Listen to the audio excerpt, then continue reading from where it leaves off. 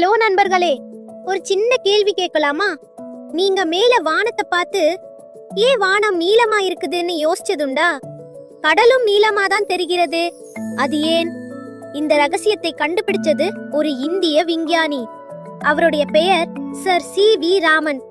உங்களைப் போலவே ரொம்ப ஆர்வம் உள்ளவர். 1928 ஒரு பெரிய கண்டுபிடிப்பு செய்தார். அதற்காக நோபல் பரிசும் வென்றார். ஆனா தெரியுமா, பெரிய லேபரேட்டரி இல்ல, பெரிய கருவிகளும் இல்ல, ஆர்வம் மட்டும் இருந்தது. இப்போ ஒரு கற்பனை பண்ணுங்க.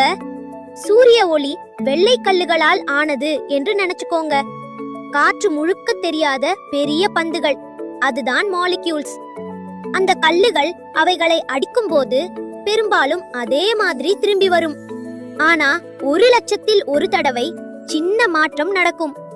அந்த சின்ன மாற்றத்துக்கு தான் ராமன் விளைவு என்று பெயர். சரி, இப்போ கொஞ்சம் அறிவியல் பேசலாமா? ஒளி போட்டான் என்று சொல்லப்படும் சிறிய துகள்களால் ஆனது. பெரும்பாலும் அது சக்தி இழக்காமல் திரும்பி வரும். அதுதான் ரேலீ ஸ்கேட்டரிங். ஆனா சில சமயம் போட்டான் சக்தியை கொடுக்கலாம் அல்லது எடுத்துக்கொள்ளலாம்.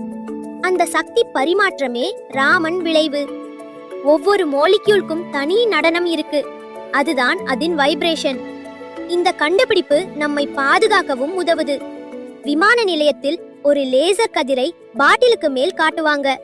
திறக்காமலே உள்ள என்ன இருக்குன்னு தெரிஞ்சிடும். கெமிக்கல்களுக்கு ஃபிங்கர் பிரிண்ட் மாதிரி. அடுத்த முறை நீங்க வானத்தை பார்க்கும்போது அதை சும்மா பார்க்காதீங்க, கேள்வி கேளுங்கள், ஆர்வமாக இருங்கள். ஒரு சின்ன கேள்வி உலகத்தை மாற்ற முடியும்.